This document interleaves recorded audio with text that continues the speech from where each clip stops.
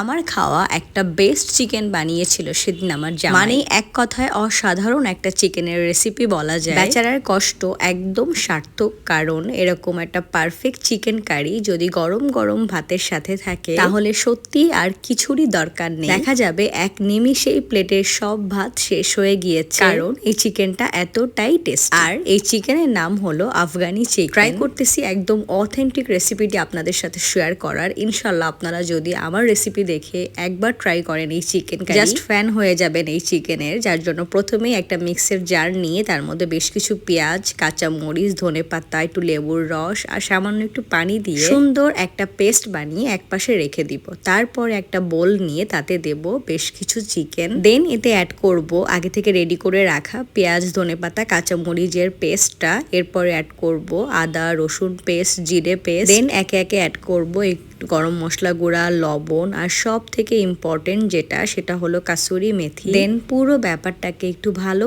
মতো মিক্স করে নিয়ে এতে অ্যাড করব 3 টেবিল চামচ মতো টক দই। চিকেনের পরিমাপ অনুযায়ী টক দই বাড়িয়ে বা কমিয়ে নিতে পারেন, সমস্যা নেই। ব্যাস চিকেনটা সুন্দর করে ম্যারিনেট করে রেস্টে রাখবো 1.5 থেকে 2 ঘন্টার জন্য। দেন 2 ঘন্টা পর এসে চুলায় একটা প্যান বসিয়ে তাতে বেশ কিছুটা তেল আর বাটার দিব। অথেন্টিক রেসিপিতে এখানে ঘি ইউজ করা হয়, কিন্তু আমার বাসায় ঘি না থাকায় আমি বাটার দিয়েছি। বাট হ্যাঁ, অবশ্যই বাটার বা ঘি যে কোনো একটা ইউজ করতেই হবে। এনিওয়ে তারপর একে একে চিকেন গুলো দিয়ে চিকেনের গ্রেভিটা একপাশে রেখে দিব।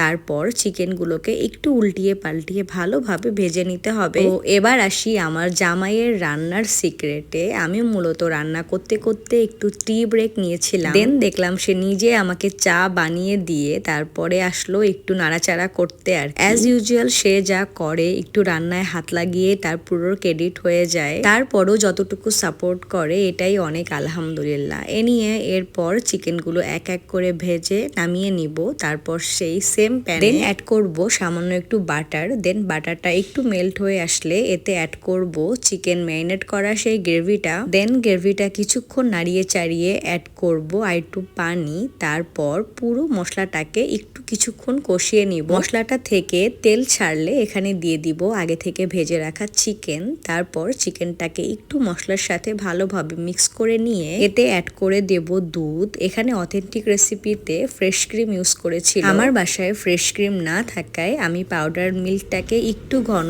করে পানিতে গুলে তারপর দিয়েছিলাম। এতে আসলেই টেস্টের কোনো হেরফের হয় না। আপনিও এভাবে একটু ঘন করে পাউডার মিল্ক দিয়ে দেখবেন, টেস্ট ভালো আসবে ইনশাল্লাহ। দেন ওপর থেকে একটু দিয়েছিলাম গরম মশলার পাউডার। যেহেতু আমি কোনো গোটা গরম মশলা ইউজ করিনি, তাই একটু নামানোর আগে একটু গরম মশলা গুঁড়া, কাঁচা মরিচ আর সব থেকে ইম্পর্টেন্ট যেটা সেটা হলো কাসুরি মেথি দিয়ে ভালো মতো মিক্স করে নিতে হবে। দেন একদম লো ফ্লেমে 10 মিনিট কুক করলেই রেডি। আর সত্যি বলতেছি এই চিকেনটা আসলেই বেস্ট। আপনি যদি এই চিকেন ট্রাই করে না থাকেন তাহলে একবার ট্রাই করবেন প্লিজ, কারণ আপনার খাওয়া বিগত সব চিকেনের থেকে এই চিকেন হবে সেরা। তো আর কি, দেরি না করে একবার ট্রাই করে ফেলুন। এনিওয়ে আজকের ভিডিও এতটুকুই। সবাই ভালো থাকুন, আল্লাহ হাফেজ।